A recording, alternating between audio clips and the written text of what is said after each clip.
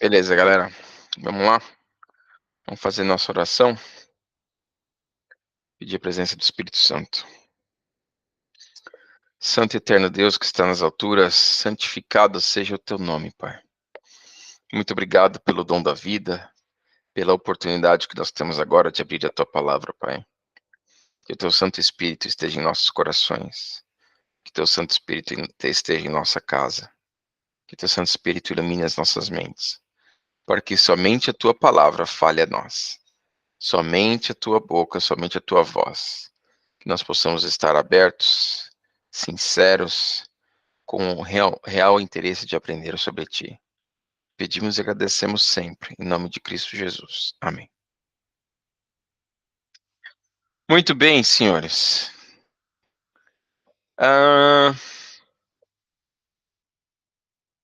Hoje nós vamos estudar o estudo 8, não é isso? Isso. Deixa eu compartilhar minha tela aqui.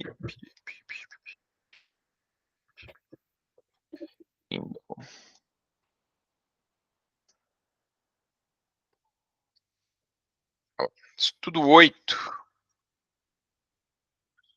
O milênio e a nova terra. Esse estudo é legal. Milênio e a nova terra. Né? Então vamos lá.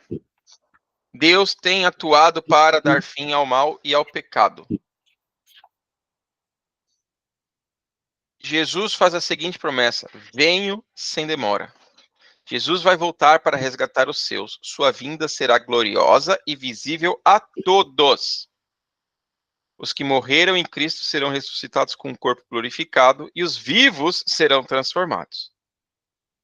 Então, os salvos serão levados para o céu, onde ficarão durante 1000 anos. A gente abordou alguma coisa sobre isso na semana passada, né? Um pouquinho sobre os 1000 anos ali. Mas vamos especificamente falar sobre os 1000 anos, o milênio que a Bíblia fala. Então, vamos lá. A gente vai ler praticamente todos esses versículos mais para frente, então, né, não vou pegar aqui de novo, não. Deixa eu ver aqui, ó. Deixa eu ver se tem o... Deixa eu ver se tem o... não tem o... Então não, tá bom. Então vamos lá. Pega aí. Eu vou pegar o Apocalipse 3:11. Marcos, você pega Mateus 24, 30 e 31. Depois eu vou pegar eu vou ler Apocalipse 1:7. E João, você pega 1 Tessalonicenses, a primeira carta de Tessalonicenses, 4, 14 a 17. Tá bom? Então, o Marcos pega o Mateus 24, 30 e 31, eu vou pegar Apocalipse 3:11 e o Apocalipse 1:7. Então, eu vou começar lendo aqui o Apocalipse 3:11. Apocalipse 3:11. Vamos lá, vamos pegar aqui. Então, diz o seguinte: venho sem demora, guarda o que tens, para que ninguém tome a tua coroa. Então, a primeira coisa que eu queria trazer aqui para vocês, tá? O próprio verso está dizendo aqui: guarda o que tens, para que ninguém tome a tua coroa. O que isso significa? Isso significa que eu posso ter uma coroa e perdê-la. Certo? Guarda a tua coroa para que ninguém tome a tua coroa. Como é que eu posso ter uma coroa e perdê-la? Simples. Eu estou andando conforme Deus pediu, estou andando em espírito e verdade, e num certo momento eu deixo isso. Eu posso negar a Cristo, eu posso não andar mais conforme ele andou, eu posso não andar mais conforme os frutos do Espírito, eu posso não andar com o Espírito Santo. Então, assim, isto cai por terra algumas filosofias, algumas teologias que dizem uma vez salvo, salvo para sempre. Tá? A Bíblia, a igreja, a Bíblia, Jesus, Deus, não colabora com isso. Ela diz o quê? Que nós temos que renascer todos os dias, pedir perdão por todos os dias, fazendo o quê? Um apontamento para aquele sistema sacrificial que acontecia no santuário. Lembra que nós estudamos? O cordeiro não era morto todos os dias? Ué, por que ele tinha que ser morto todos os dias, se uma vez salvo, salvo para sempre, ou se uma vez perdoado, perdoado para sempre? Não faz sentido, né? Então, primeira coisa que eu quero trazer aqui, ó, né? Venho sem demora, tudo bem. Guarda o que tens para que ninguém tome a tua coroa. Então, mais uma vez, este conceito de que se eu estou salvo, se eu aceitei a Jesus, eu nunca mais perco, não importa o que eu faça, não é verdade. Tá? Como o próprio exemplo do rei Ezequias lá, que Deus falou para ele que ele ia morrer, e ele falou que ele não queria, e depois ele perdeu a salvação. Tá? Então, isso, inclusive, é importante. Por quê? Porque isso vai contra algumas questões que as pessoas falam de predestinação. Ah, não, você foi salvo, Deus te escolheu, então você não tem como se perder. Não, não existe o livre-arbítrio. E o livre-arbítrio de eu fazer as coisas erradas? Deus respeita isso. Deus não salva ninguém contra a sua própria vontade. Então, se você andou com ele e depois você largou-o, Deus vai falar o seguinte: bom, você tem esse direito. Tá? Então, lê aí para mim Mateus 24, 30 e 31.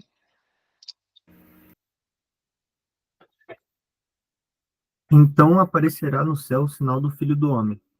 Todos os povos da terra se lamentarão e verão o Filho do Homem vindo sobre as nuvens do céu, com poder e grande glória. E ele enviará os seus anjos, com grande som de trombeta, os quais reunirão seus escolhidos dos quatro ventos, de uma a outra extremidade do céu. Muito bem. Então, Jesus vem pela televisão, Jesus vem pelo e-mail, Jesus vem unicamente para algumas pessoas e não para outras? Não.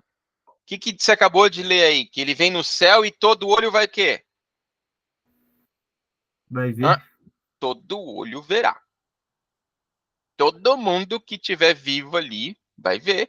E aqueles que nós vamos ver aí, aqueles que forem ressuscitados para ver a vinda de Jesus, esses também vão ver essa segunda vinda dele. Tá? E aí diz o quê? Em Apocalipse 1:7, olha só. Vede, ele vem com as nuvens, e todo olho verá, até mesmo os que transpassaram, e todas as tribos da terra se lamentarão sobre ele. Lê agora aí. Então diz aqui, ó. Então, Jesus vai voltar, ele vai vir em majestade e glória, todo mundo vai ver, né? Vai resgatar aqueles que aceitaram a ele, né? E agora lê aí, 1 Tessalonicenses 4:17.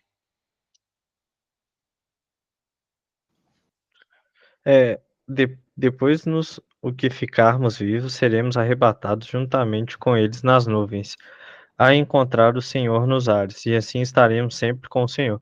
Eu só li o 17, tá?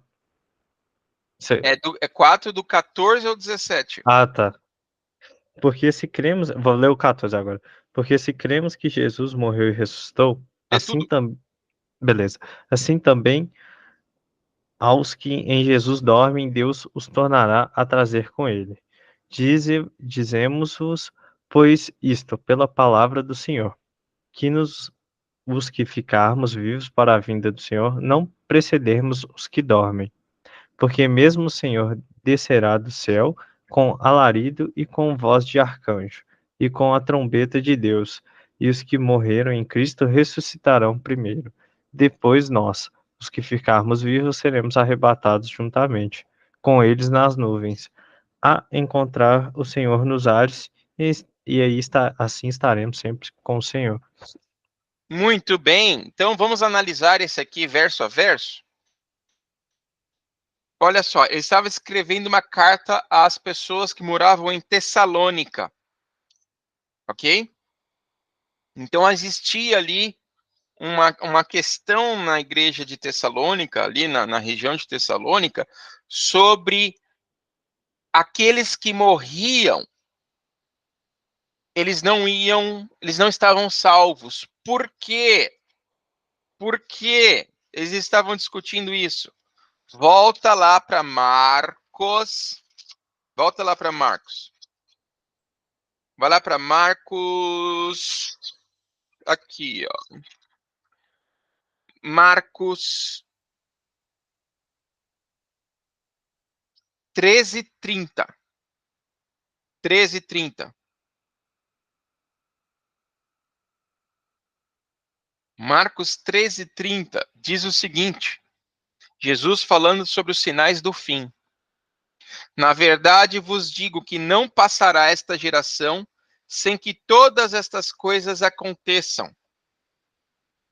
Passará o céu e a terra, mas as minhas palavras não passarão. Mas a respeito daquele dia e hora ninguém sabe, nem os anjos que estão no céu, nem o Filho, senão o Pai. Está de sobreaviso, vigiai, pois não sabeis quando é o tempo. Qual que é a questão aqui? Eles, por causa desta parte aqui, né, não existia Bíblia naquele momento ainda, né, do Novo Testamento. Mas por causa dessa citação, eles achavam que aqueles que morriam não iriam ver a Cristo, porque ele diz aqui, na verdade vos digo que não passará essa geração sem que todas essas coisas aconteçam. Ou seja, que eles vejam o Filho do Homem. Voltando também um pouquinho, você vê que eles falam que alguns de vocês, capítulo 9, versículo 1 de Marcos, dizia-lhes Jesus ainda: em verdade vos digo que dos que aqui estão, alguns há que não provarão da morte, sem que veja ter chegado o reino de Deus com poder. Ou seja, o pessoal de Tessalônica, juntando essas duas partes aqui, eles falavam assim, cara, então, se eu morrer, eu não vou ver Cristo. Eu estou perdido. Eu não vou ver o reino, eu não vou ver a glória. E aí, ele escreveu aqui, olha só como é que ele escreve o versículo 13 do 1 Tessalonicenses 4, que a gente estava lendo. Olha só como é que ele escreve. 1 Tessalonicenses 4:13. Ele escreve assim, ó: não quero, irmãos queridos, que vocês sejam ignorantes acerca dos que já dormem, para que vocês não fiquem tristes como as outras pessoas que não têm a esperança. Entendeu? Ele falou assim, ó, vou explicar uma parada para vocês aqui, porque vocês estão pensando besteira, não é isso que vocês estão pensando. E aí ele explica. Cremos que Jesus morreu e ressuscitou. Ó, Jesus morreu e ressuscitou. Cremos aos que dormem em Jesus, Deus também esses daí tornará a trazer com ele. Ou seja, a gente crê que aqueles que dormem em Jesus também vão ressuscitar. Entende? Então ele segue aqui, ó. Dizemos isto pela palavra do Senhor. Ele falou assim, eu estou achando que é isso, eu imagino que é isso, é uma opinião minha. Não, não, não, não, não, é a palavra do Senhor que diz isso. Ele diz aqui, ó, que nós, os que ficarmos vivos para a vinda do Senhor, não precederemos os que dormem. O que ele quer dizer? Olha que isso aqui é importante. As pessoas que estão vivas. Ele achava que Jesus ia voltar tão perto que ele falou nós, né? Olha que fé, né? Mal ele sabia que tinha muita água para rolar ainda, né? Que o Lula ia ser reeleito e coisas assim. Tá? Mas, enfim.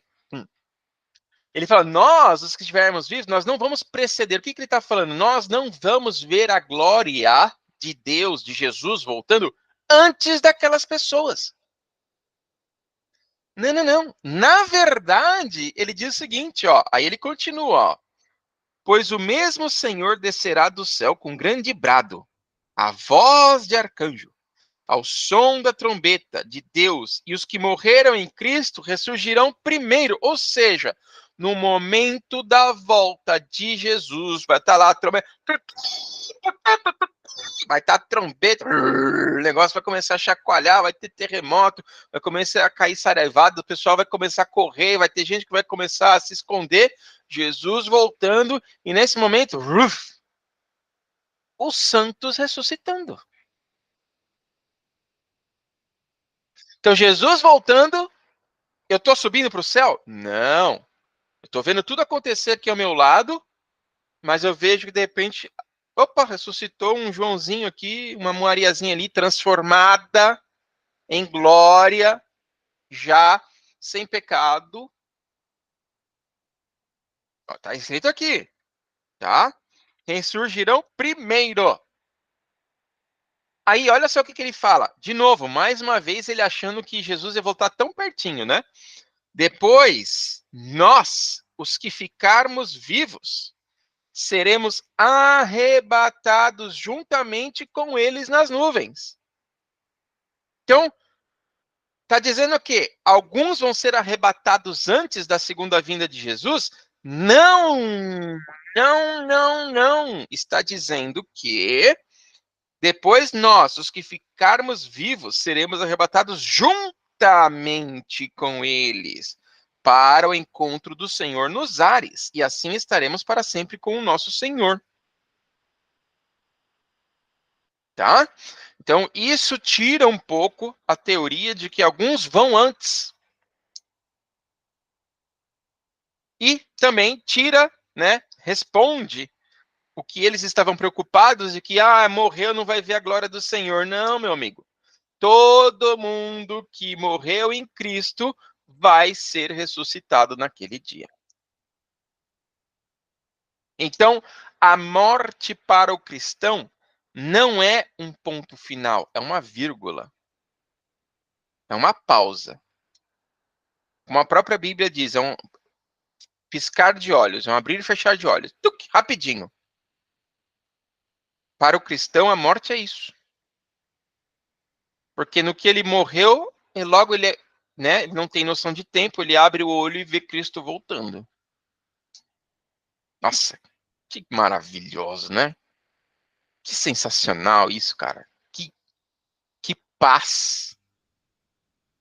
Aí você começa a pensar, a entender por que, né? Por que os apóstolos, e os apóstolos morreram de uma forma bem triste.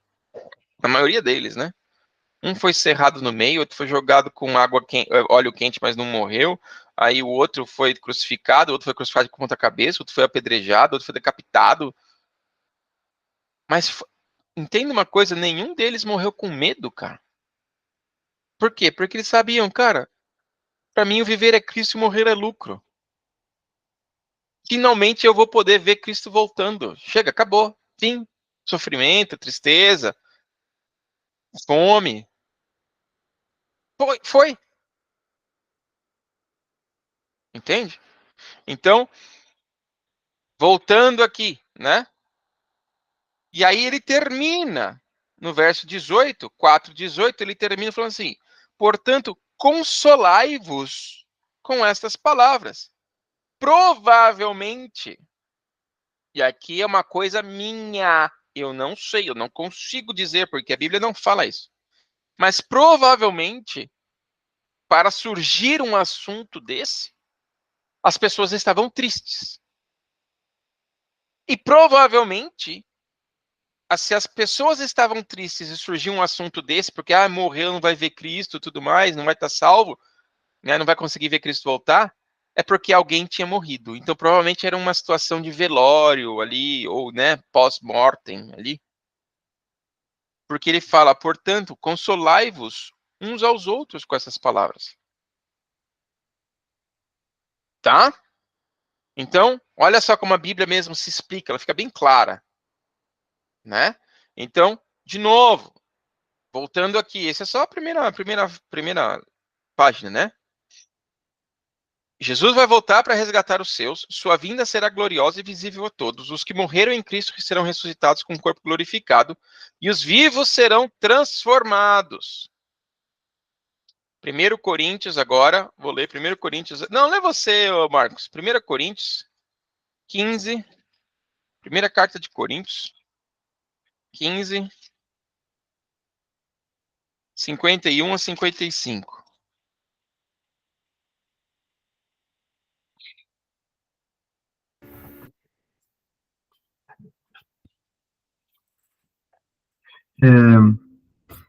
Eis que vou lhes revelar um mistério. Nem todos dormiremos, mas todos seremos transformados num momento, num abrir e fechar de olhos, ao ressoar da última trombeta. A trombeta soará, os mortos ressuscitarão incorruptíveis, e nós seremos transformados. Porque é necessário que este corpo corruptível se revista da incorruptibilidade, e que o corpo mortal se revista da imortalidade.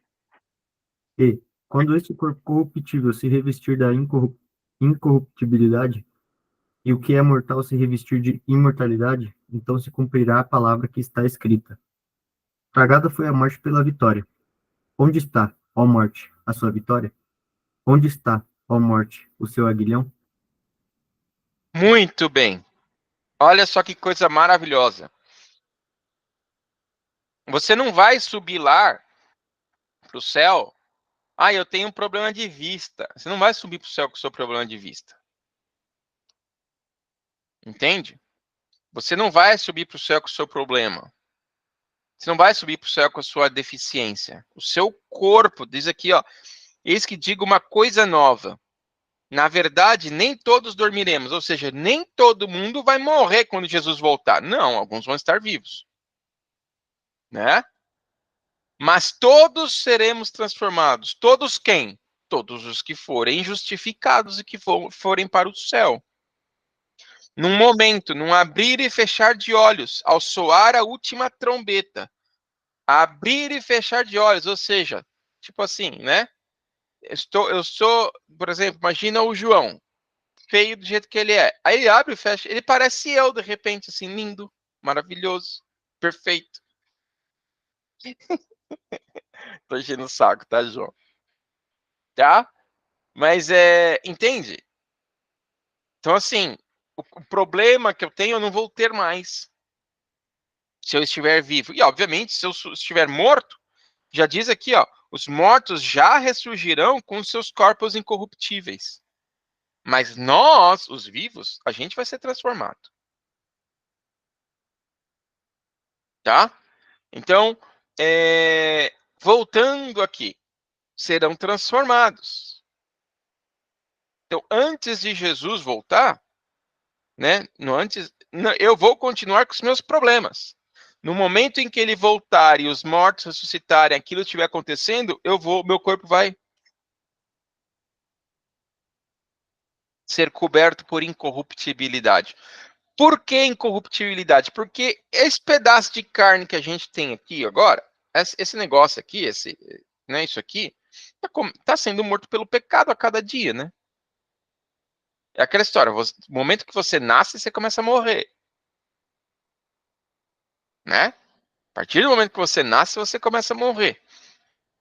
Você pode até crescer, tal, desenvolver, mas você está caminhando para uma, né? Tem muitos neurônios, algumas células que elas nunca mais vão se restabelecer. E aí? Agora, isso quer dizer que quando Jesus estiver voltando, isso não vai ser mais um problema. Entende? Porque o nosso corpo vai ser transformado. Veja bem, eu disse a palavra transformado, isso não quer dizer que nós seremos mutados. Não vou ser um mutante, eu não vou virar um balão de ar, um espírito, não. O meu corpo vai ser coberto de incorruptibilidade. Ou seja, o João, quando chega lá, ele vai continuar com a cabeça, com o ombro, com a boca, com mãos. O Marcos, quando chega lá, vai ter lá as pernas, os braços. Ah, mas o Marcos só tem uma perna. Tá bom, mas lá ele vai ter duas. Né? Ah, e o Léo, ele tem problema, ele é calvo, não sei o quê, o cabelo vai ser restabelecido. Entende? Então, assim, o que eu tô querendo dizer? O corpo vai ser revestido de incorruptibilidade, ou seja, não vai ser mais corruptível, não vai sofrer corrupção, não vai sofrer o problema do pecado. Beleza? Então, agora, lendo aqui. Então, os salvos serão levados para o céu, onde ficarão durante 1000 anos. O que eles vão ficar fazendo, nós já fizemos na última. Foi o último estudo, né? Eles vão ficar julgando.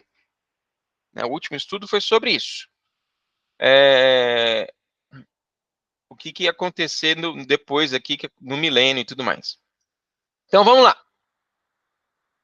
Seguindo aqui as perguntas. O que acontecerá no céu durante o milênio? João, pega aí, Apocalipse 25 e o 6. E o Marcos pega aí o 1 Coríntios 6, 2 e 3.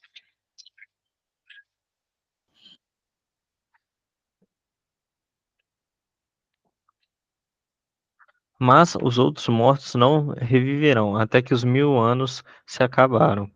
Esta é a primeira ressurreição. Bem-aventurado e santo é aquele que tem parte na primeira ressurreição. Só sobre este não tem poder a segunda morte, mas serão os sacerdotes de Deus e de Cristo, e reinarão com ele 1000 anos. Muito bem, então vamos lá. Ele está dizendo que vão ter duas ressurreições. Que vai ter a primeira, que é o quê? Dos santos, que vão com Jesus para o céu. E vão ser sacerdotes com Cristo por 1000 anos. Lembrando daquela aula sobre não só da aula passada, mas daquela aula sobre o santuário, o sacerdote, ele ia lá, né, e fazia o julgamento, intercedia pelo povo, o que quer que seja, né, estava no santuário. Então, eles serão sacerdotes de Deus e de Cristo, e reinarão com ele por 1000 anos. Ok? Então, primeira coisa importante, temos duas. Eu tenho em algum lugar aqui, cara. Eu fiz um paintbrush bem tosco aqui, mas que ajuda a gente a entender isso aqui. Abrir. Deixa eu ver. Ah, será que é esse aqui? Ah, acho que é esse aqui. O paintbrush mais tosco que vocês já viram na vida, mas que vai ajudar, tá? A gente a entender isso aqui. Então, eu vou colocar esse cara aqui, tá? E depois a gente vai. Na verdade, eu vou fazer assim, ó. Eu vou fazer assim. E aí a gente vai ver ele melhor depois. Então, ó.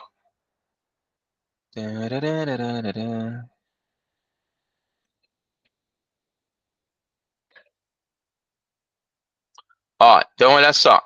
Voltando aqui, só para poder fazer o caminho aqui assim, né? Então, ó. Na volta de Jesus, que a gente não sabe quando vai acontecer, a gente não sabe quando vai acontecer, algumas coisas vão acontecer, certo? Nós lemos aí. Todo olho verá, os vivos santos vão ser transformados, os santos que morreram em Jesus vão ser ressuscitados, e todos os ímpios vão morrer. Olha, mas a gente não leu. Calma, vamos chegar lá, tá? Então vamos lá. Lê agora aí o 1 Coríntios 6, 2 e 3. Porque ele diz: No tempo aceitável escutei você, e no dia da salvação eu o socorri. Eis agora o tempo oportuno, eis agora o dia da salvação. Não queremos dar nenhum motivo de escândalo em coisa alguma, para que o ministério não seja censurado. Você tem certeza que é 1 Coríntios 6, 2 e 3? Ah, putz, é a segunda Coríntios isso aqui. Peraí. tem problema não. A gente espera. Agora vai. Tá bom. Ou vocês não sabem que os santos hão de julgar o mundo? Ora, se o mundo deverá ser julgado por vocês, será que vocês não são competentes para julgar as coisas mínimas? Por acaso vocês não sabem que havemos de julgar os próprios anjos, quanto mais as coisas dessa vida? Muito bem. O que ele está falando aqui? Primeira coisa, litígio entre os irmãos. Esse era o título do capítulo aí no começo. Não sei como é que tá para vocês, mas aqui tá tipo litígio, briga, discussão. Ou seja, eles estavam discutindo por coisas imbecis, coisas bestas, tá? Acontece na nossa vida também.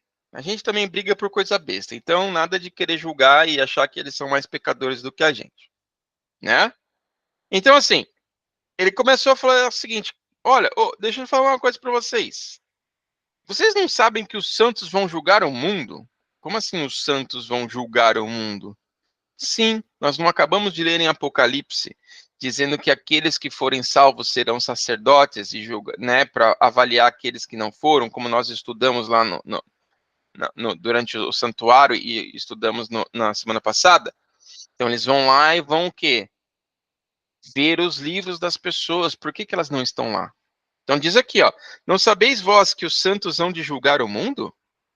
Ora, se o mundo deve ser julgado por vocês, sois indignos de julgar as coisas mínimas? Tipo assim, meu, sério mesmo que vocês não conseguem entrar num acordo? Vocês não conseguem entrar num acordo dessas bobeirinhas, sei lá, onde é que você... A vaga é de quem do estacionamento? Quando vocês chegarem no céu, vocês vão ter que avaliar se Deus foi justo ou injusto. Vocês não conseguem ver essas bobeirinhas daqui? E ele continua, não sabeis vós que havemos de julgar os anjos? Por que julgar os anjos? Que doideira é essa? Meus amigos, anjos no céu, na Bíblia, tem dois sentidos: pessoas e os seres celestiais. O que está querendo dizer aqui? Aí não tem uma interpretação única, então eu vou trazer as duas para vocês.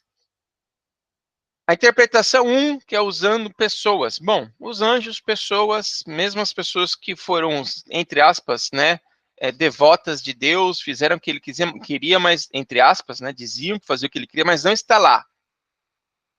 E aí? Nós vamos dar uma olhada na vida dessas pessoas. Então, essa é uma possibilidade.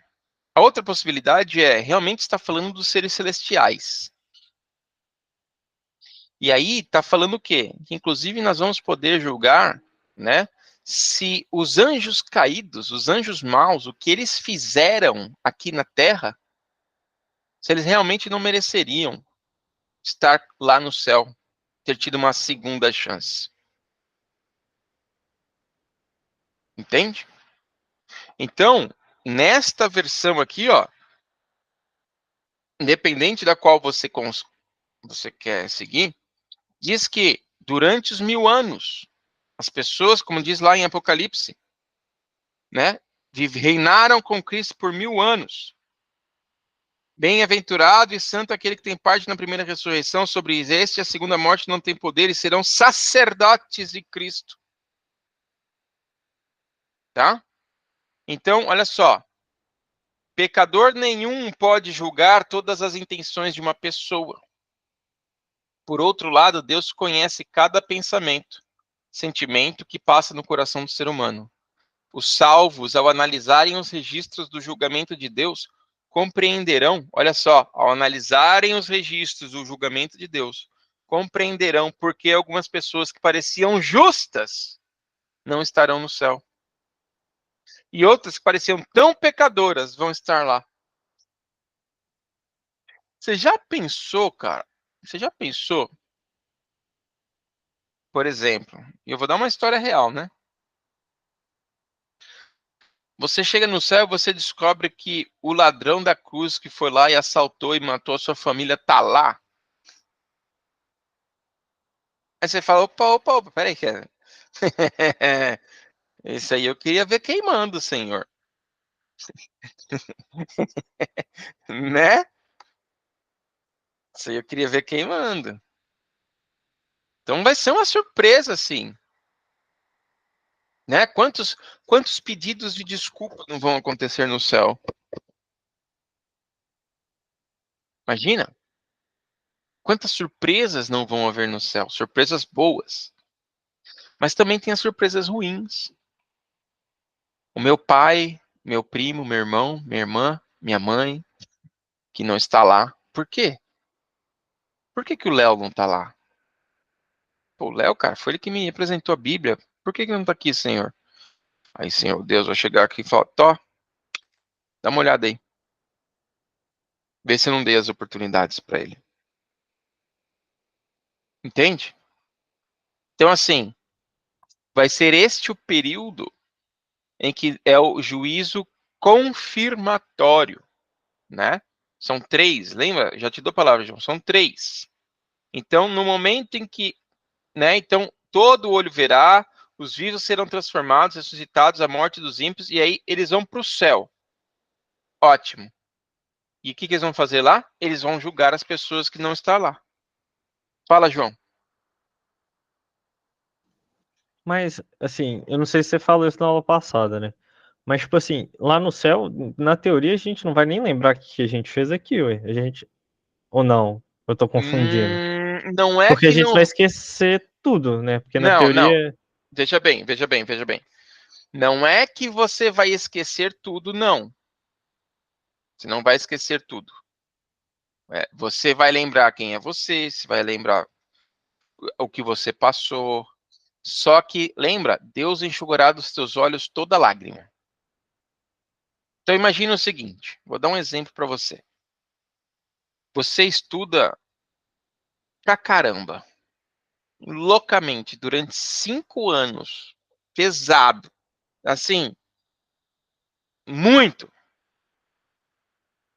8 horas por dia, fim de semana esquece, perdeu família, perdeu amigo, perdeu namorada, não sei o que, você estudando, pá, pegou o diploma.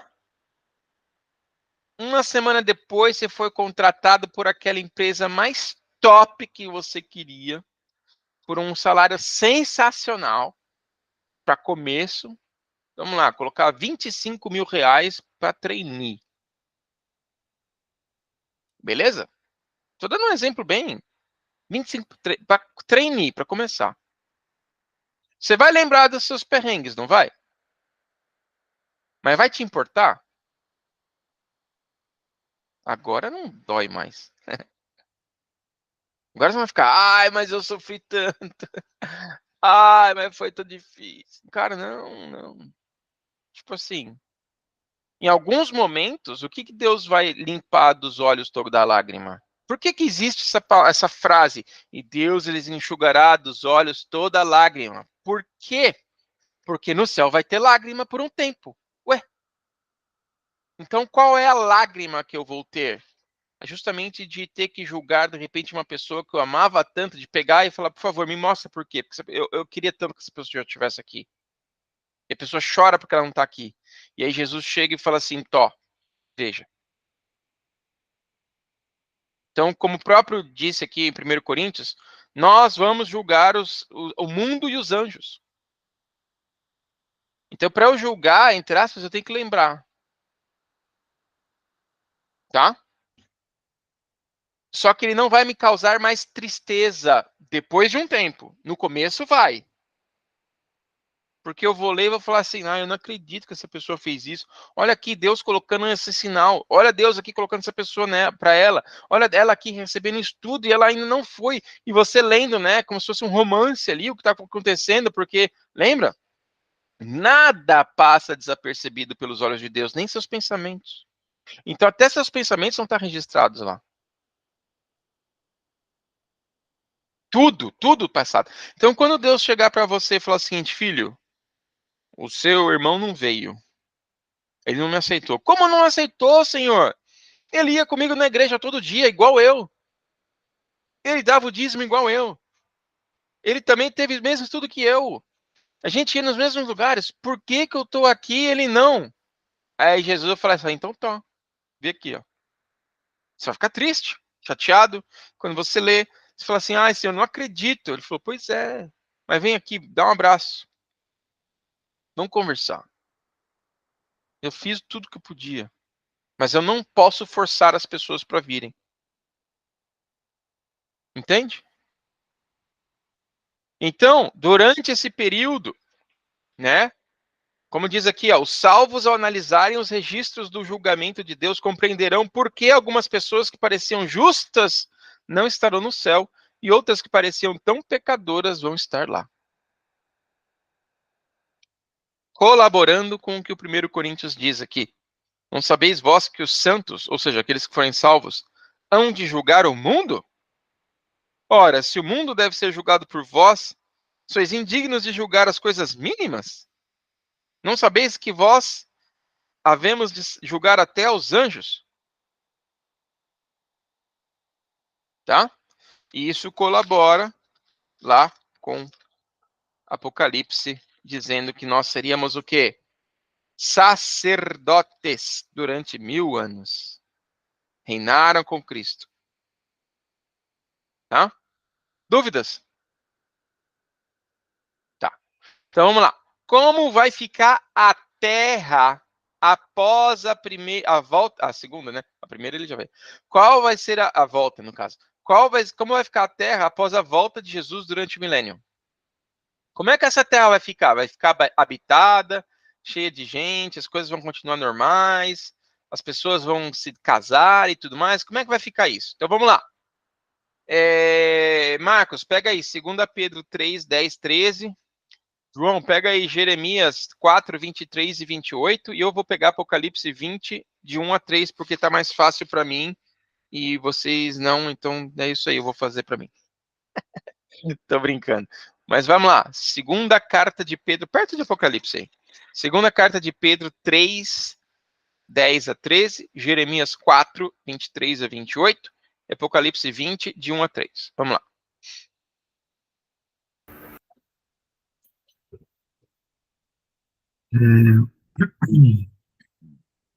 Porém, o dia do Senhor virá. Opa, peraí.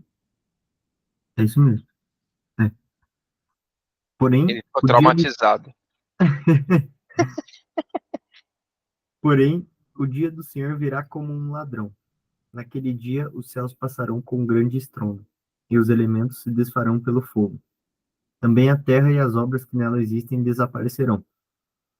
Uma vez que tudo será assim desfeito, vocês devem ser pessoas que vivem de maneira santa e piedosa, esperando e apressando a vinda do dia de Deus.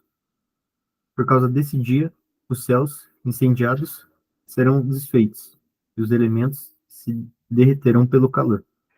Nós, porém, segundo a promessa de Deus, esperamos novos céus e nova terra, nos quais habita a justiça. Muito bem. Então, ó. Então vamos lá. Primeira coisa que você leu aí. Fala, senhor. Opa! Estamos estudando a Bíblia aqui. Oxe, bora, não tem problema não. Então tá bom. Não sei se dá aqui. Tô saindo da igreja agora aqui, desculpa chegar atrasado, então. Tá bom, valeu. Vou colocar Então, você bora. no mudo aqui. Por favor, que eu vou ouvindo vocês. Chegando em casa eu ligo o computador. Beleza, beleza. Então vamos lá. Ó, então, voltando aí, né? Segunda carta de Pedro 3, 10 a 13. Então diz a situação da terra, ó.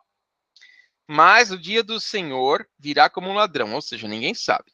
Os céus passarão com grande estrondo, e os elementos ardendo em fogo se desfarão, e a terra e as obras que há nela serão descobertas. Então vamos lá. As coisas vão ficar bonitinhas? Não. A terra vai continuar bonitinha? Não. Então, assim, primeira coisa que a gente tem que entender: o mundo vai ser destruído nesse dia. Totalmente. Havendo, pois, de perecer todas estas coisas que pessoas não deveis ser em santidade e piedade. Ou seja, todo mundo vai perecer, todos os bichos, todas as águas, os aves, nada, não vai sobrar nada. E aqueles que não foram levados com Jesus para o céu também vão morrer.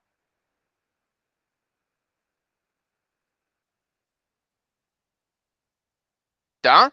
Então, olha só, aguardando e desejando ardentemente a vinda do dia do Senhor, em que os céus e o fogo se dissolverão e os elementos ardendo se fundirão. Então, né?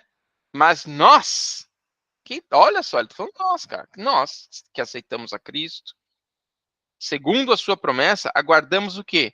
Que isso seja restaurado, novo céu e nova terra, nos quais habitará a justiça, porque neste céu e nesta terra não existe justiça. Então vamos lá. Algumas pessoas falam assim: eu não sei se Deus existe, porque se Deus existisse, eu não ia deixar essa injustiça toda acontecer. Deus não só existe, como ele vai acabar com isso aqui, porque não tem mais jeito. Não tem mais jeito. A gente estragou. O pecado estragou isso. Enquanto estiver este céu e esta terra, o pecado vai continuar. Tá? Então, Jeremias 4, 23 a 28. Lê para mim aí. Observei a terra, e eis que estava assolada e vazia, e os céus, e não tinham a sua luz. Observei os montes, e eis que estavam tremendo, e todos os outeiros estremeciam. Observei e vi que o homem nenhum havia, e que todas as aves do céu tinham fugido.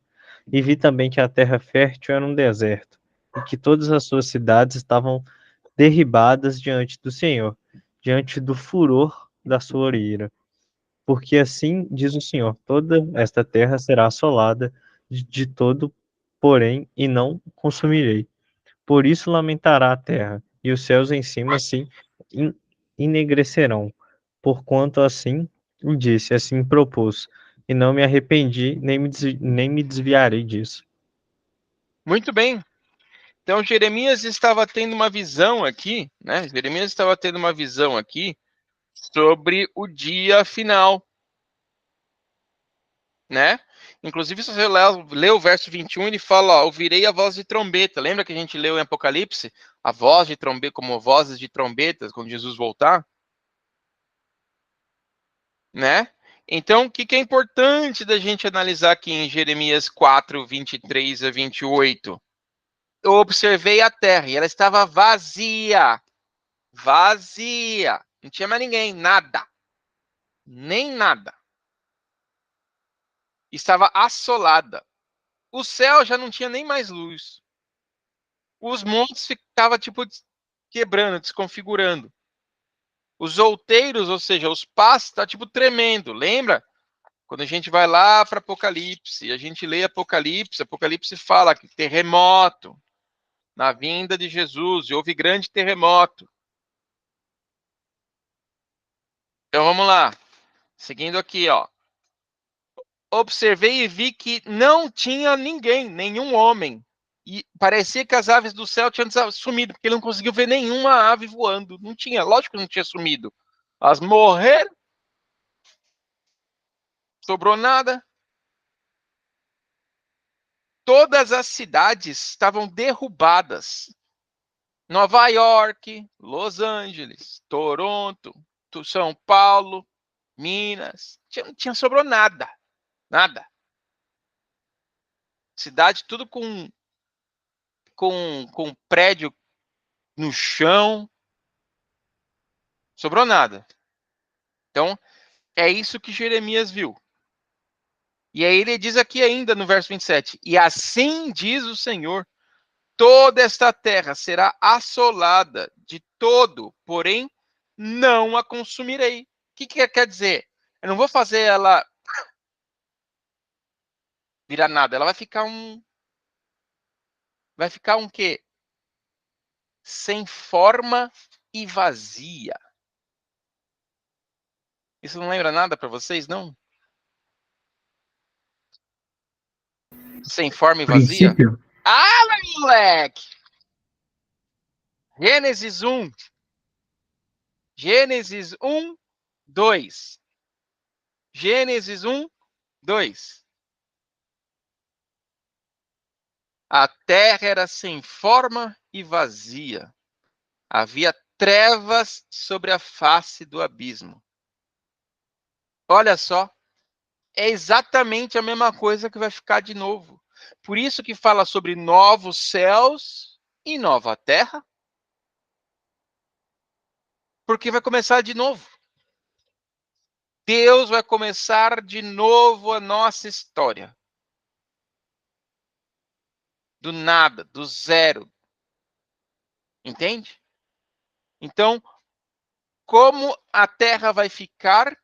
Exatamente como Deus pegou a terra quando era antes. Eu estava conversando com um cara no Facebook, não, no Instagram, que alguém foi lá e falou assim, olha, o som da criação, o som do Big Bang. Eu falei assim, mano, mas a página é Ciência e Deus. Esse é o som que ele teve o início e que Deus criou. Eu falei, peraí, galera, vocês estão juntando o Big Bang com Deus? Que história é essa? Não se contradiz. Como não contradiz, cara? A Bíblia diz que Deus criou e ele estabeleceu o universo, que criou o nosso espaço aqui, onde não tudo, mas o nosso espaço que a gente está vendo aqui, de repente a nossa galáxia, né? Em 6 dias literais. O que isso colabora com a visão do Big Bang? Aí, depois de alguns argumentos, a pessoa falou assim, mas você é um fanático religioso mesmo. Eu falei assim, que bom que você está me chamando de fanático religioso, porque chamaram Jesus e João também de fanático religioso. E eu sigo o que está na Bíblia, meu amigo. Ele falou assim, mas quem disse que a Bíblia é verdade? A Bíblia é um livro filosófico de teologia. E olha que a página é uma página que se diz cristã, hein? Aí eu falei assim, meu amigo, como é que a Bíblia é um livro de filosofia teológica se ele predisse com 300, 400 anos antes o nome do rei, o que ele ia fazer, e o rei não tinha nem nascido ainda. Se ele predisse com exatidão as datas que Jesus deveria vir a primeira vez e morrer, com 1000 anos antes, ele avisou. Como é que é um livro de filosofia? Aí ele falou assim, não, o Deus que eu acredito não é o seu Deus. O meu Deus é um Deus cósmico criador. Aí era o que eu quis escutar, né? Aí eu falei para ele, bom, então não sei qual é esse Deus que você adora, porque o Deus que eu adoro é Yahvé, aquele que disse e mandou escrever que o filho dele viria para morrer pelos meus pecados e que quando a plenitude do tempo aconteceu, o filho veio e morreu para que pudesse me salvar. Então, boa sorte com quem quer que você esteja acreditando aí, que você está adorando. Eu sei que não é Yahvé, né? Enfim, o que a gente está querendo dizer aqui? O Deus criador, que criou o início, vai recriar o novo início, o novo céu e a nova terra. E Apocalipse 20, de 1 a 3, diz o seguinte, ó. Os 1000 anos. Então eu vi descer do céu um anjo que tinha a chave do abismo e uma grande cadeia na mão. Ele prendeu o dragão, a antiga serpente, que é o diabo e Satanás, e a amarrou por 1000 anos. Lançou-o no abismo e ali o encerrou e selou sobre ele para que não enganasse mais nada, mais as nações, até que os 1000 anos completassem. Depois disto, é necessário que seja solto por um pouquinho mais de tempo. Então, vamos parar aqui. vamos analisar esses versículos. O título, Os 1000 anos. Então eu vi descer do céu um anjo que tinha a chave do abismo e uma grande cadeia na mão. Muito bem, ele estava tendo uma visão. Uma visão. Ok? Ele prendeu o dragão. Muito bem. Existe dragão? Não. Então, eu preciso entender que essa é uma visão, o quê? Codificada.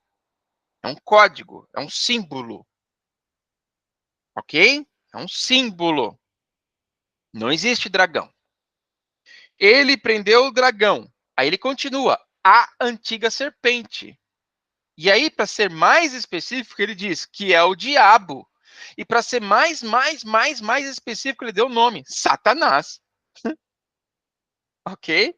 É tipo eu falar assim, desculpa, Marcos, qual que é o nome da sua namorada, esposa? Eu não lembro agora. Luísa. Luísa, verdade. É tipo eu falar assim, o Marcos, aquele que faz estudo com a gente às quartas-feiras. O namorado da Luísa. Entendeu? Tipo, cara, não dá para não ser você. Aqui ele está fazendo a mesma coisa. Ele está especificando. O dragão, a serpente, o diabo e Satanás é o mesmo. Ele só está dando o quê? A letra. Para você não ter dúvida. E ele amarrou, né? As cadeias. Quer dizer o quê? Que ele vai ficar amarrado lá, preso? Não, que ele não vai poder sair. Quando você fica preso em um lugar, não quer dizer que você fica amarrado, mas você fica preso por 1000 anos. Inclusive, a gente usa essa figura de linguagem de amarrado quando você está amando uma pessoa, não é? Nossa, eu estou amarradão nela. Eu sei que é meio antigo essa frase. Mas você pode falar assim, eixa, eu tô num compromisso, eu estou amarrado. A pessoa não está amarrada em você. Você não está arrastando ela. Mas ele está dizendo o quê? Que dali você não consegue sair. Lembrando que é neste momento que Satanás não vai poder mais ter acesso ao céu. Lembra que eu expliquei sobre isso? Que Satanás ainda tem livre acesso ao céu. Ainda. Ele não fica lá, mas ele tem livre acesso. Ele foi expulso. Exemplo disso, voltamos lá para Jó, para que a gente não tenha dúvidas. Antes de Salmos, tem o livro de Jó.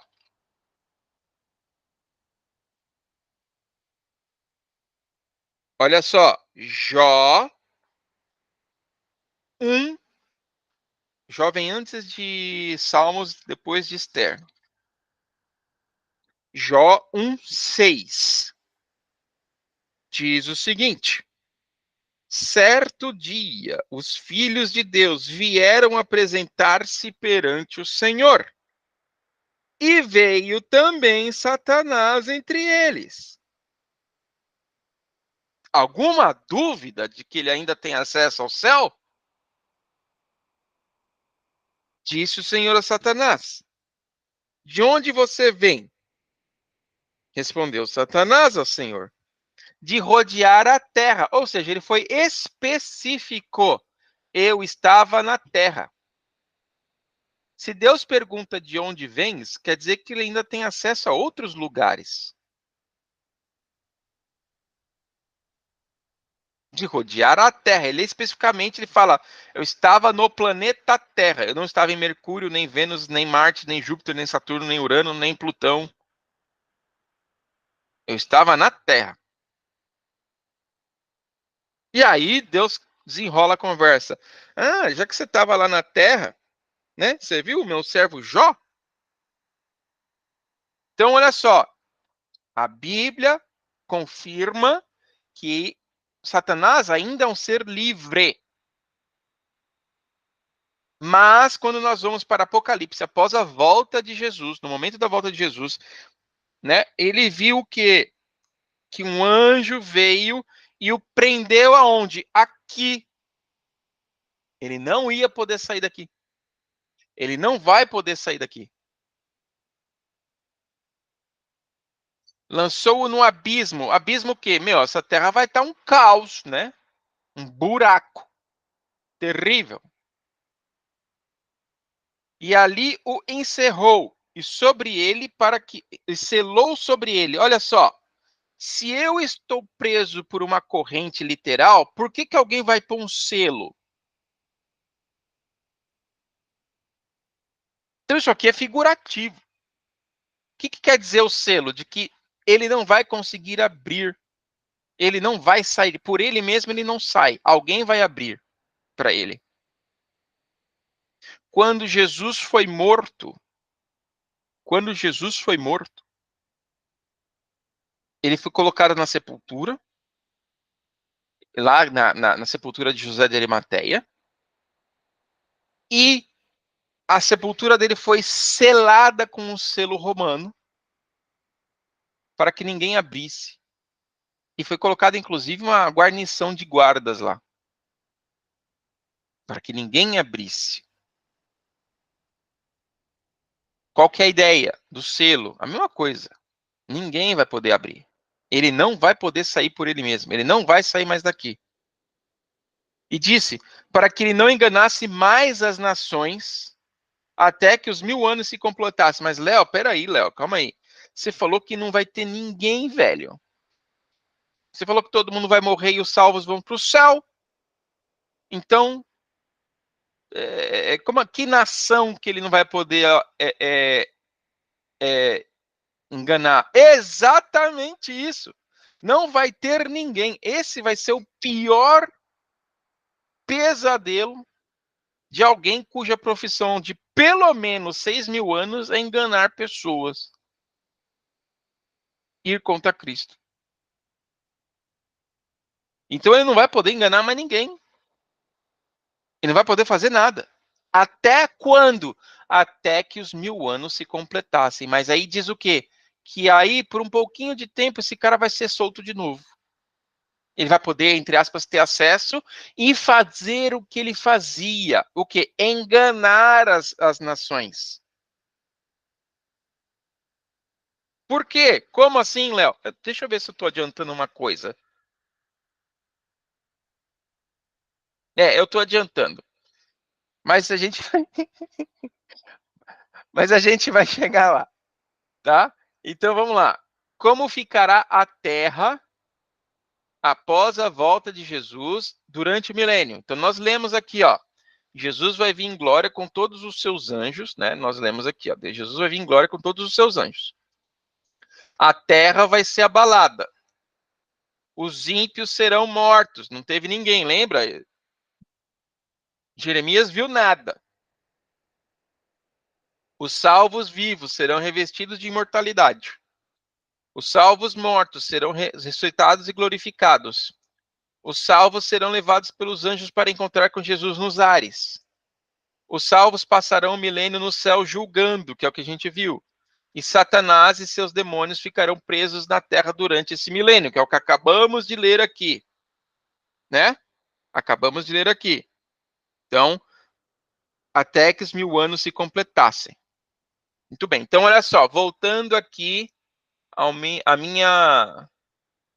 voltando aqui ao meu super exemplo aqui, ó, né?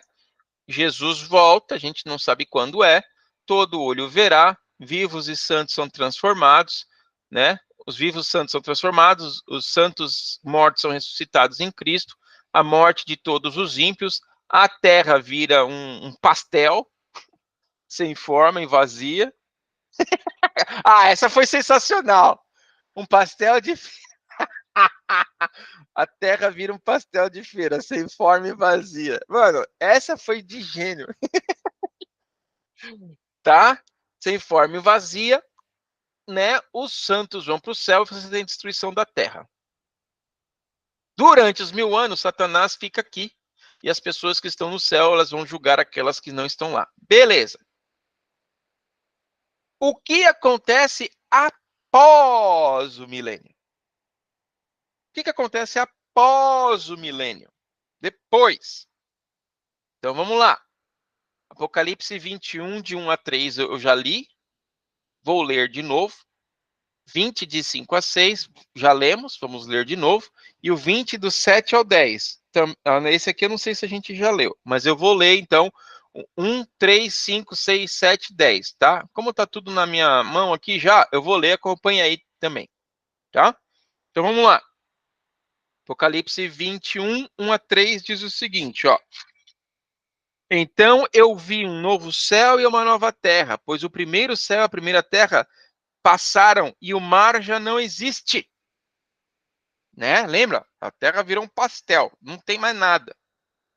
E também a cidade santa, a nova Jerusalém, que de Deus descia do céu, ataviada como uma noiva para o seu noivo. O que isso quer dizer? Que ela estava pronta. Lembra? Vou para o céu, vou preparar-vos um lugar. Na casa de meu pai há muitas moradas. Lembra?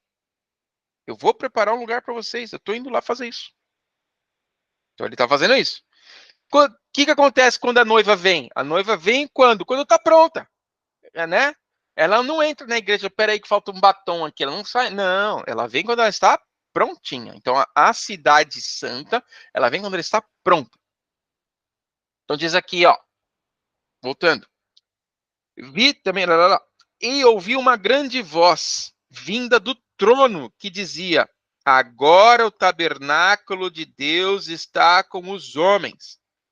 Deus habitará com eles, e eles serão o seu povo, e o próprio Deus estará com eles, e será o seu Deus. Cara, da onde vem essa citação? Vem do tabernáculo, que nós estudamos há dois estudos atrás. O tabernáculo de Deus, lembra? Aquele que Moisés viu, aquele que João viu, agora está com os homens. Então, no céu existe um santuário onde habita Deus. Só que agora, olha a declaração que Deus dá. Agora o tabernáculo de Deus está com os homens na terra. Deus está com os homens. Deus habitará com eles e eles serão seu povo. Olha só. E tem gente que ainda acha que não tem um santuário no céu, um tabernáculo no céu. O próprio Deus está falando agora, na vinda da cidade santa, que agora o tabernáculo está ali. Desceu. Antes o que João falava assim, olha, aquele perfeito, aquele lá do céu, aquele que não foi feito por mão de homens. E agora Deus fala, esse agora está aqui embaixo, com vocês, vai ficar aqui com vocês. E eu vou habitar. Não vai ser só mais o meu Shekinah. Eu vou estar aqui. Tá? Então, esse é o de 20, de 1 a 3. Do 20, do 5 ao 6. 20, do 5 ao 6. Diz o seguinte. Mas os outros mortos não reviveram, até que os 1000 anos se completassem. Olha só. Os outros mortos não reviveram até que os 1000 anos se completassem. Então, meus amigos, olha isso aqui. Que ele está falando aqui, ó. Neste momento, no fim dos 1000 anos, deixa eu até trazer isso aqui um pouquinho para cá, diminuir um pouquinho o zoom aqui, e aumentar esse cara aqui. Então, ó, no fim dos 1000 anos, aqui, ó, no fim dos 1000 anos, certo? Eu não sei se eu consigo. Não adianta. Agora ficou melhor. No fim dos 1000 anos,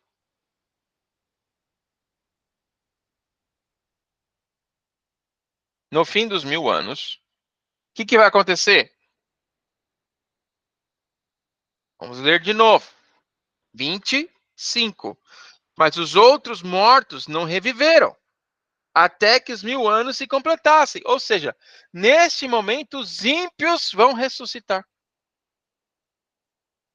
neste momento, os ímpios vão ser ressuscitados. Por quê? Por que eles vão ser ressuscitados? Então, 25 e 6.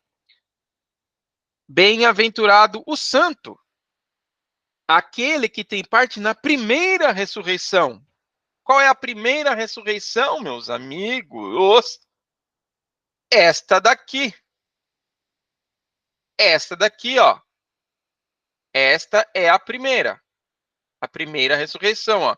Primeira ressurreição. Aqueles que vão receber Jesus vindo. Então, o que ele está falando aqui? Feliz as pessoas que vão fazer parte da primeira ressurreição.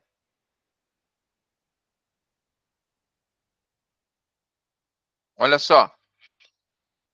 Sobre estes, o poder da segunda morte. Segunda morte? Como assim segunda morte? Porque vai ter o juízo final. Então, esses caras vão ser ressurretos. Esses caras vão ressuscitar. Esses aqui, ó. Eles vão ressuscitar por quê? Porque eles vão receber o julgamento final.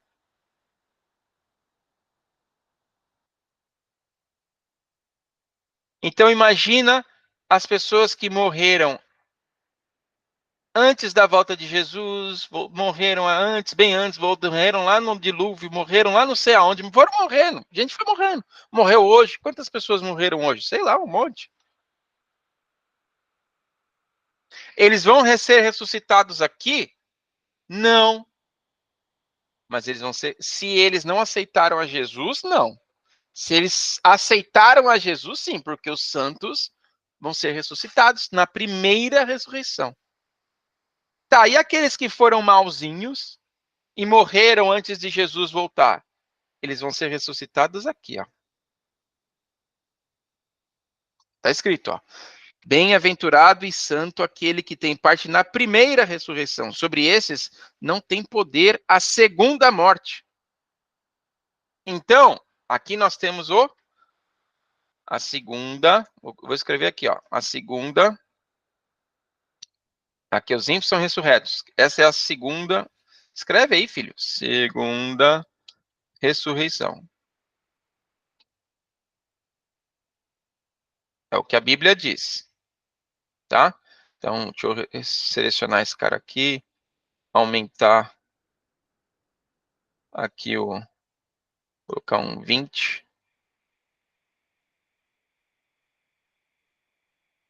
Então, essa é a segunda ressurreição.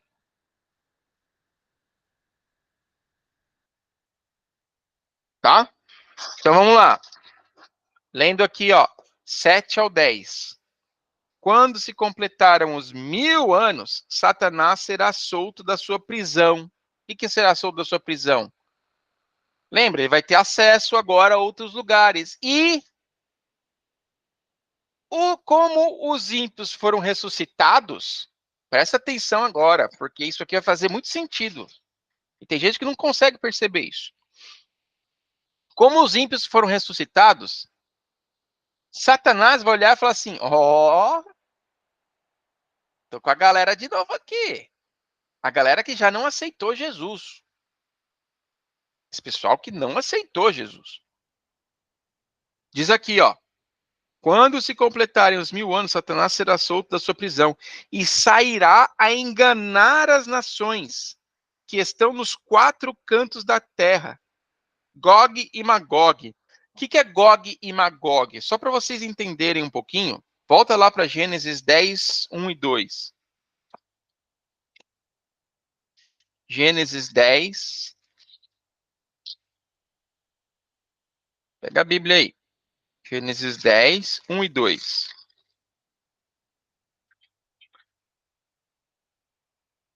Olha só, os descendentes de Noé. São estas as gerações dos filhos de Noé, Sem, Cão, Jafé, os quais nasceram de filhos depois do dilúvio. Os filhos de Jafé são Gomer, Magog, Madai, Javã, Tubal, Mesaque e Tiras. O que isso está dizendo aqui? Olha só. Quando aconteceu isso daqui, você vai começar a fazer a genealogia. Qual que é o próximo capítulo de Gênesis 11? O que fala? Sobre a Torre de Babel. O que esses caras estavam fazendo? Eles já estavam longe de Deus, construindo, né, uma nova cidade no Vale de Sinar, né, de Sinear, para que, se Deus mudasse de ideia e jogasse de novo água no mundo, eles tivessem uma torre que chegasse até o céu. Ou seja, esse povo aqui do Magog, Gog e Magog, que a gente está vendo aqui, é o povo que lutou contra Deus depois, contra os filhos de Israel o tempo todo. Por isso que ele fala, nos 4 cantos da terra, o Gog e o Magog, ou seja, toda aquela galera que ia contra o povo de Deus, ressuscitado, de todos os lugares. Todos os ímpios. E ele diz aqui, ó, cujo número, tá? Tô lendo Apocalipse 28 agora. Cujo número é como areia do mar, a fim de ajuntá-los para uma batalha. Batalha? Que batalha? Que batalha é essa? Presta atenção, meus amigos. Presta atenção. Então agora a gente está no 25 e 6, certo? Desculpa, no 7 a 10 agora. Então vamos lá. Subiram sobre a largura da terra e cercaram o arraial dos santos e a cidade querida. Eles tentaram invadir a nova cidade de Jerusalém. Qual foi o último engano, então, de Satanás? Ó, galera, a gente é muito mais do que eles. Vamos tomar essa cidade aí, porque a gente é muito, muito, muito mais. Ó, nós temos aqui bilhões de pessoas. Bilhões de seres. Bilhões, né? Lembra que eu falei que foi feito um estudo matemático aí de que se a gente juntar toda a história, né, da humanidade aí até hoje, parece que nós já passamos do número de 100 bilhões de seres vivos, né, nasceram e morreram, enfim, e os que estão vivos. A gente sabe que os que vão para o céu não são muitos, comparado a 100 bilhões. Então, quando Satanás for solto e os ímpios forem ressuscitados, ele vai olhar para aquela multidão e vai sair o quê? Para enganar. Falou, galera, ó, nossa última chance, a gente tem como ganhar deles. Vamos lá, vamos invadir, é nosso, a gente tem como tomar, a gente tem como fazer o que for aqui, porque olha a quantidade que nós temos. E as pessoas vão acreditar, vão enganar. Então vamos lá. Subiram sobre a largura da terra e cercaram o arraial dos santos. Eles foram lá e cercaram a cidade, velho. Mas aí o que aconteceu? Desceu fogo do céu e os consumiu. E o diabo que os enganava, foi lançado no lago do fogo e enxofre, onde estão a besta e o falso profeta. De dia e de noite serão atormentados para todo sempre. Esse atormentados para todo sempre, na verdade a tradução é séculos dos séculos, eras das eras. Eras das eras.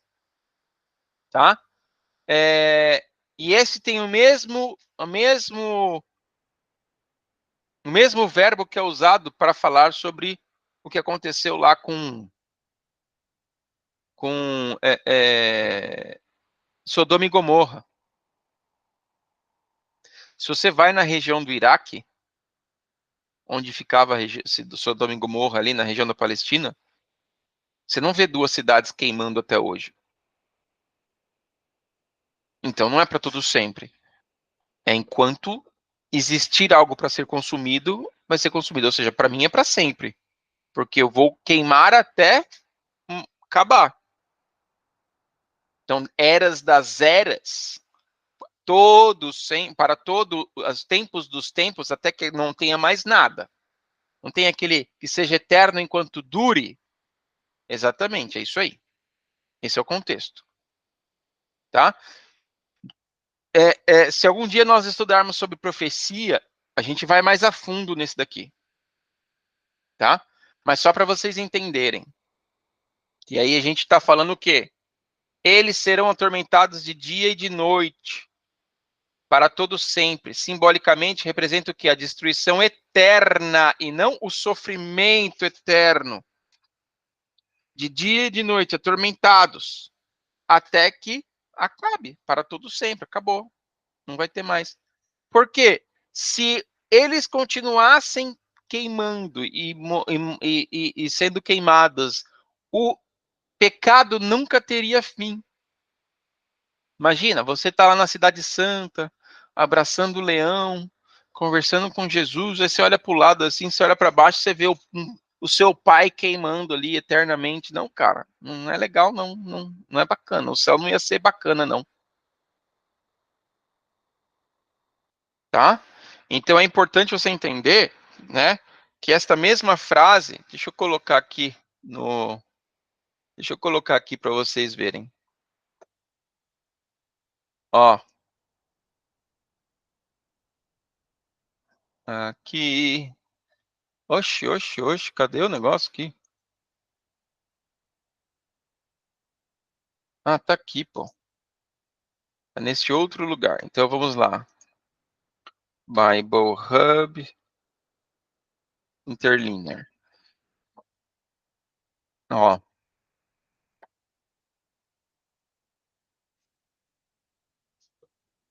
Ó. Pega aí, galera. Vai lá em Judas 7. Vai lá em Judas 7.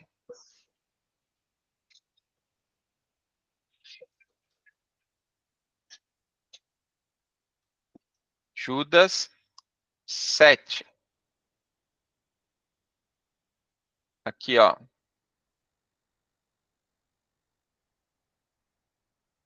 Vamos ler no original. Né? Então, ó. Diz aí, ó. Judas 7.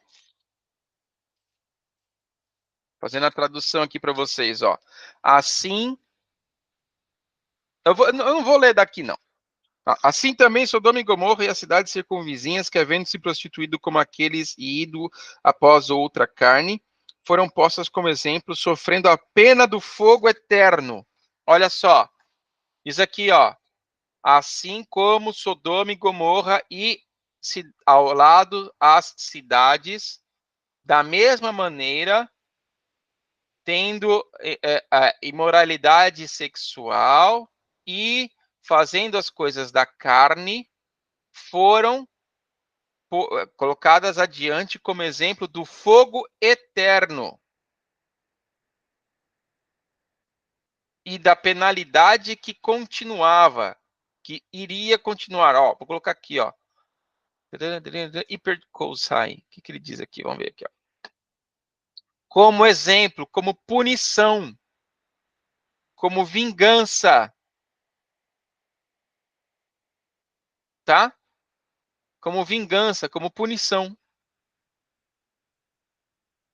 Então, eles colocaram como fogo eterno, não é que vai ter fogo para sempre, é que vai ser colocado como exemplo, como punição, e que não vai mais, a penalidade vai ser para sempre.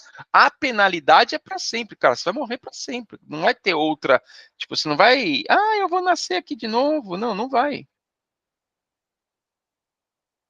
Você não vai nascer de novo, você não vai ter outra chance. Essa é a última. Tá? Então, assim, quando a gente está falando sobre isso, é importante porque tem gente que ainda acredita na Bíblia e ainda acredita que, tipo, as pessoas vão ficar queimando eternamente lá para sempre. O fogo, a penalidade é eterna. Tá? Então, vamos lá. Então, o que acontece depois do milênio? Vai ter a segunda ressurreição, os ímpios vão ser ressurretos, Satanás é solto, a Nova Jerusalém desce, e eles tentam tomar a cidade. Só que o que acontece? Desce fogo do céu e chega, acabou, deu. fim. Já era. C'est fini. Deu. Como será a vida nessa nova terra? Não, desculpa. O que acontecerá com a terra após ser purificada com fogo? 21, de 1 a 5. 21, de 1 a 5. Diz o seguinte: então eu vi um novo céu e uma nova terra, pois já o primeiro céu e a primeira terra já foram, se passaram e o mar não existe. Vi também a cidade santa, Nova Jerusalém, que descia do Deus ataviada como uma noiva, preparada. E ouvi uma voz dizendo, vinda do trono: agora o tabernáculo de Deus está com os homens, Deus habitará com eles, e eles serão seu povo, o próprio Deus estará com eles e será o seu Deus. Olha só o que a gente falou. Deus enxugará de seus olhos toda lágrima. Não haverá mais morte, nem pranto, nem clamor, nem dor, porque as primeiras coisas já são passadas. E o que estava sentado no trono disse: faço novas todas as coisas. E disse-me: escreve, pois estas palavras são fiéis e verdadeiras. Então, o que acontecerá com a terra após ser purificada pelo fogo? Deus fará um novo céu e uma nova terra, e a cidade santa estará aqui e será nosso tabernáculo. Estará conosco. Da mesma forma que quando Deus criou o mundo, quando Jesus criou o mundo, Deus criou o jardim do Éden, lembra? O mundo não era um jardim do Éden. Existia um jardim no planeta, e este jardim se chamava Éden, que era onde Deus vinha encontrar-se com os seres humanos. Tanto é que ele tinha portas, que ele era cercado, era um lugar bonito, mas era um jardim específico. Da mesma forma, lá quando começou, vai ser no fim. Vai ser no novo começo. Vai ter a terra restaurada, remodelada de novo, e em vez do Éden vai ser o quê? A cidade santa. E será o nosso tabernáculo. Nós iremos adorar a Deus ali. Né? Então, assim, pergunta: como será a vida na nova terra? Acabei de ler. Né? Não, acabei de ler, não. Eu li o 21. Lê para mim aí, Marcos Vinícius, 22, de 1 a 5. Ô, João, pega aí Isaías 11, 6 a 9. Vai, Ednei, vamos trabalhar um pouco. Vai, você está muito folgado. 33, 24, o 65... O 33, o 24, e o 65, o 17 a 19. E o 21 e o 25.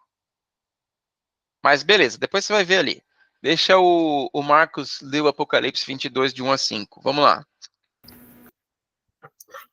Então o anjo me mostrou o rio da água da vida, brilhante como cristal, que sai do trono de Deus e do Cordeiro. No meio da praça da cidade, e de um e de outro lado do rio, está a árvore da vida, que produz 12 frutos, dando seu fruto de mês em mês. E as folhas da árvore são para a cura dos povos. Nunca mais haverá qualquer maldição. Nela estará o trono de Deus e do Cordeiro. Os seus servos o adorarão, contemplarão a sua face, e na sua testa terão gravado o nome dele. Então já não haverá noite, e não precisarão de luz de lamparina, nem da luz do sol, porque o Senhor Deus brilhará sobre eles e reinarão para todo sempre. Muito bem. Então, até dá um vislumbre ali da cidade, né? Dentro da cidade vai ter um rio com água da vida, claro, que saía do trono de Deus e do Cordeiro. E tinha uma praça no centro da cidade. E no meio da praça, em ambas as margens do rio que cruzava a praça da cidade, estava a árvore da vida, que produz 12 frutos, dando seu fruto de mês em mês. Lembrando que essa árvore estava lá no Éden. Lembra disso, João? A árvore estava no Éden. E aí Deus teve que fazer dar um jeito lá de colocar um anjo na frente da porta para eles não entrarem, para não comer a árvore da vida e viver eternamente em pecado. Né? Então, colocou inclusive uma espada flamejante que ficava assim em torno da árvore para ninguém chegar perto. Imagina, se o pecado fosse eterno, não adiantava nada. Todo o trabalho que a gente tem. Então, beleza. Apocalipse 21, 22, 25 já foi. Lê aí Isaías 11, 6 a 9. Então, Isaías... Ah, tá. É o Marco, acho que é o João agora. E morará o lobo com o cordeiro, e o leopardo com o cabrito, se deitará, e o bezerro e o filho de leão e a nédia ovelha viverão juntos.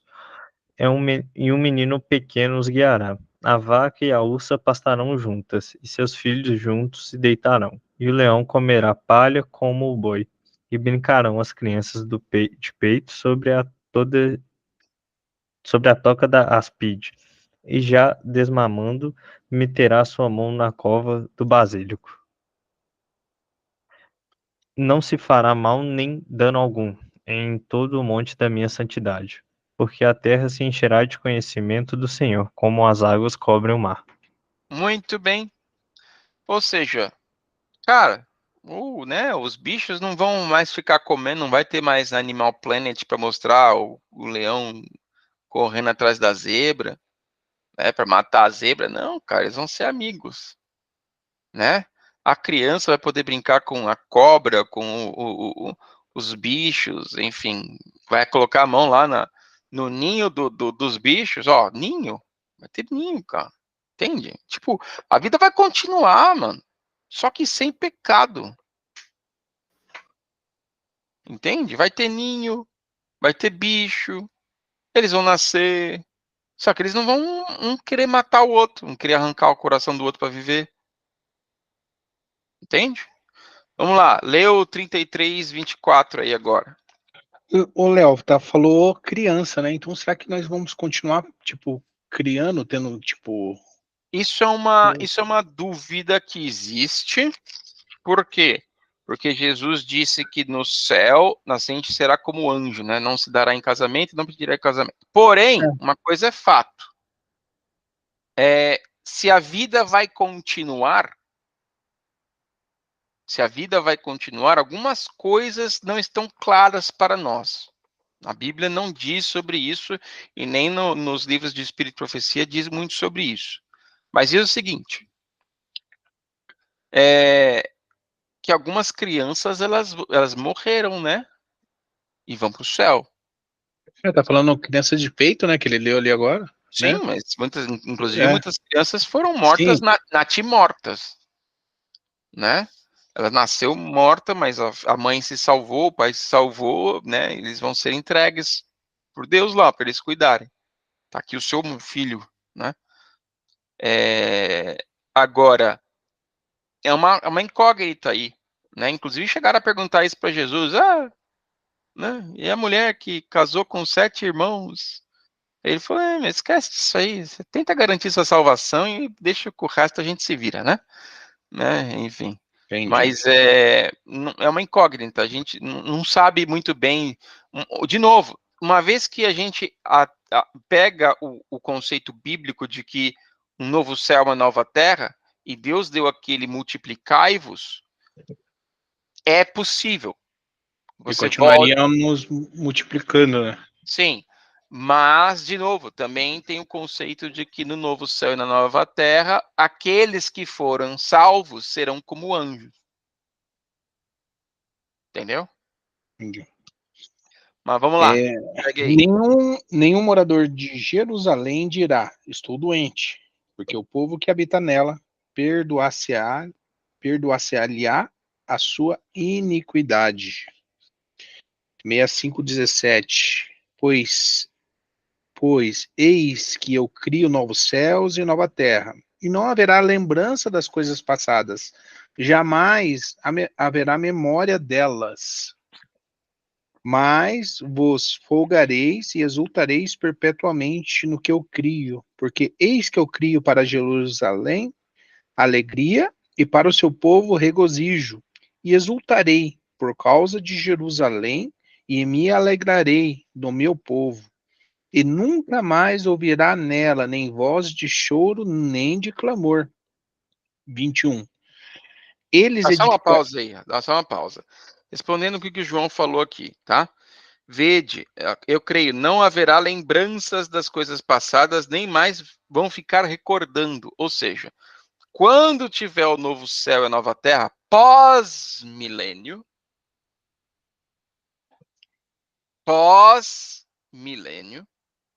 as pessoas não vão mais ficar querendo lembrar disso, não vão ficar falando disso, não vão ficar, você sabia que o meu pai não veio? Ai, não, eu perdi meu pai e minha mãe, só vim eu, né? Não, não, não. Não vai ficar fazendo lembranças das coisas passadas e não vão ficar falando sobre isso pós-milênio. Então, já está ciente, Deus já consolou, porque não vai ter mais, né?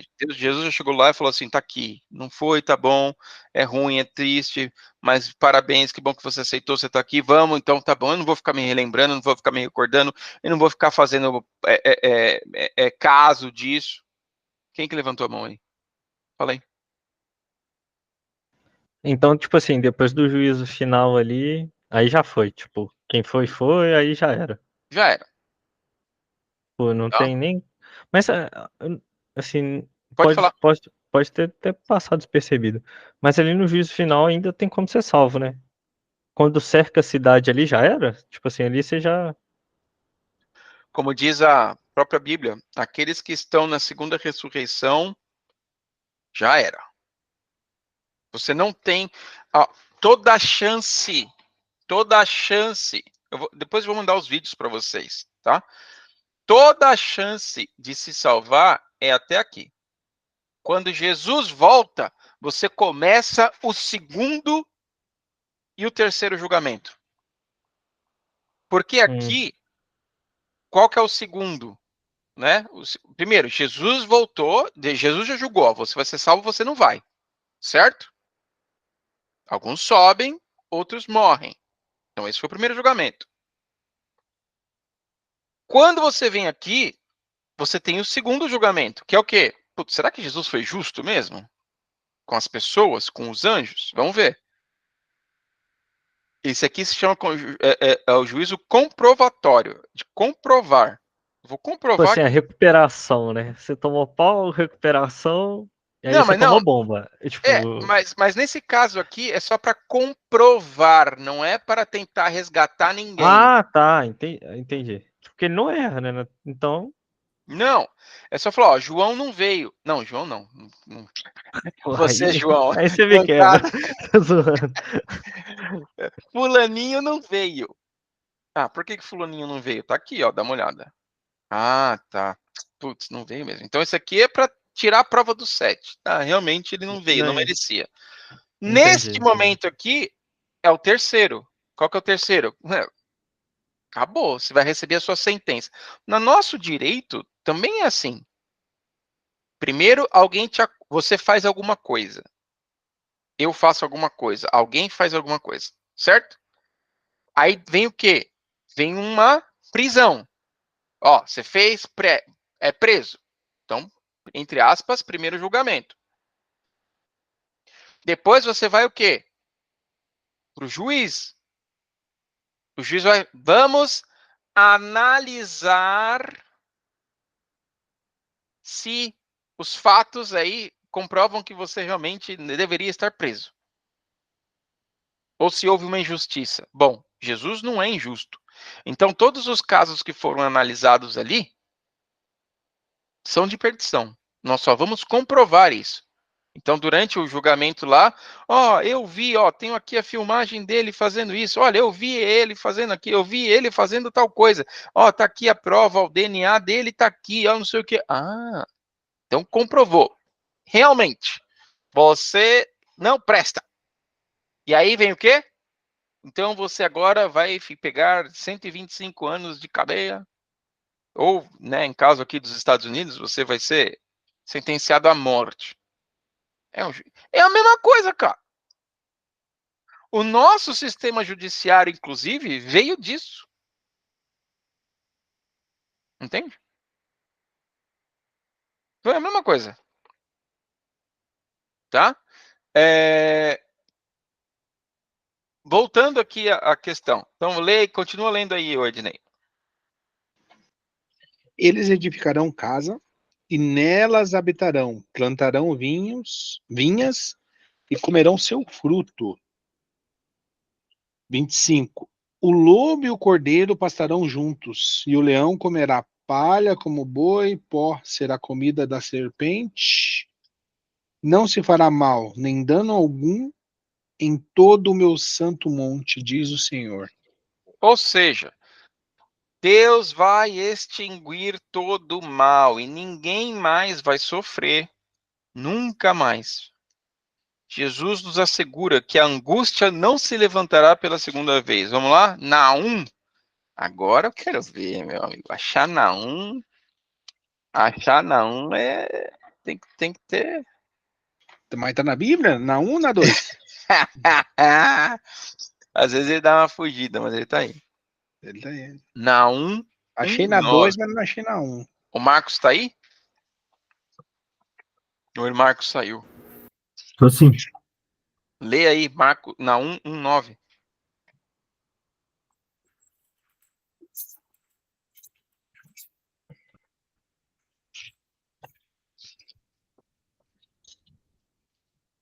Que é que vocês estão planejando contra o Senhor? Ele mesmo nos consumirá completamente. A angústia não se levantará duas vezes. A angústia não se levantará duas vezes. Não vai ter segunda vez. As pessoas não vão pecar de novo. Não vai ter outro pecado. Por quê? Porque todo mundo que está lá está convencido. Sabe que Deus é justo. Sabe que o julgamento foi real. Sabe o que passou. E ninguém vai querer dar chance para que o mal se levante pela segunda vez. Veja bem, não é que as pessoas elas serão robotizadas. Não é isso. Mas é mais ou menos quando você descobre que se você põe a mão na tomada, você toma choque. Você põe uma vez, você não vai pôr de novo. Você está convencido daquilo. Então não vai, né? Então diz aqui, ó. Os próprios salvos se lembrarão que desobedecer a Deus gera muita desgraça e dor. Por um tempo vai ser isso mesmo. Além disso, nosso querido Salvador vai ter as cicatrizes eternas para nos lembrar que a transgressão custa muito caro e custou o sofrimento para que o ser humano pudesse estar lá. Vocês sabiam disso? Vocês sabiam que as feridas que Jesus tem na mão nunca mais vão sair? Na mão, nos pés e no lado, nunca mais. Jesus vai carregar eternamente a marca do pecado que ele nunca cometeu, mas que ele teve que vir para morrer e nos resgatar. Léo, mas onde é que isso está na Bíblia? Vamos lá, Zacarias 13. Zacarias 13, 6.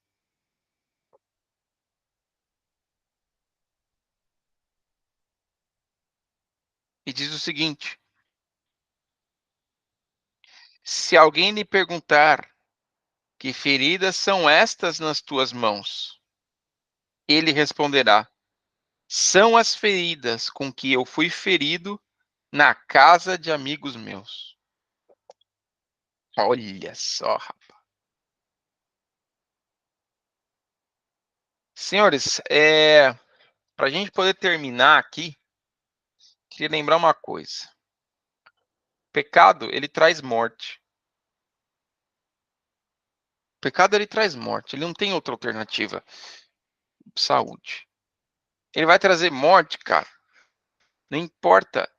Não importa se você gosta, se você não gosta, se aquilo te faz sentir bem ou não. O pecado nos separa de Deus. E a partir do momento que ele nos separa de Deus, nós estamos condenados, cara. Se eu me agarro ao pecado, eu vou viver separado de Deus. Se eu vivo separado de Deus, eu não vou herdar a vida eterna. E se eu não vou estar na primeira ressurreição ou na volta de Jesus, eu vou acordar na segunda ressurreição do juízo final. Então, né, esses 1000 anos que as pessoas vão passar, o milênio, que os santos vão passar no céu, eles simplesmente são um ensaio. A gente não tem muita ideia do que é eternidade, né? Na nossa mente a gente não consegue, tipo, o que é eterno, porque tudo pra gente tem começo e fim. Mas uma pessoa me deu uma ideia muito, muito legal. Ela disse o seguinte: imagina um beija-flor, sabe aquele passarinho desse tamanho assim, com o bico bem fininho. Imagina que um beija-flor, é porque a gente consegue ter uma ideia mais ou menos, né? Que a cada 50 anos, um beija-flor vem até aquela pedra do Rio de Janeiro, aquela pedra da Gávea, que é uma montanha gigantesca lá. Imagina que a cada 50 anos ele vem e dá uma limpeza assim no bico e vai embora. Cada 50 anos ele vem, faz uma limpeza no bico e vai embora. Quando aquela pedra, de tanto ele passar, se transformar em pó, começa a eternidade. A gente tem um pouquinho. Então a pergunta é, beleza, eu vou passar 80 anos aqui, às vezes, querendo fazer coisas que eu queria, mas não fazendo em nome de Jesus? Cara, o que isso é comparado à eternidade? O que é isso comparado ao céu? O que é isso comparado ao que Deus tem para mim? O que é isso comparado com o que Ele preparou? Acho que nada, nada. Eu posso ter um carro que, como a gente leu, vai ser consumido pelo fogo. Posso ter uma casa, como a gente leu, vai ser consumida pelo fogo. Posso conquistar um prédio inteiro que vai ser desmoronado. Mas, como diz, né? A própria Bíblia diz, de que adianta o homem ganhar o mundo e perder a sua alma? O que daria ele? O que daria o homem em troca da sua alma? O que ele ia dar em troca? Não, faz o seguinte, eu quero viver na eternidade, toma isso aqui. Mas quando for esse momento, já era. Nós temos uma chance. Uma chance, uma vida. Como a própria Bíblia diz, está o homem determinado viver e morrer apenas uma vez. Deus vai julgar todo mundo com base nas oportunidades que ele deu, com base na vida, nas ações, nos atos de cada um. A escolha é minha. A escolha é minha. Eu vou querer estar na nova terra com ele, viver o milênio do lado das pessoas que vão estar acordadas e lendo as histórias, ou eu vou ser a história que vai ser lida por algumas pessoas? A escolha é nossa. Beleza? Dúvida, galera? Dúvida, pergunta? Então tá bom.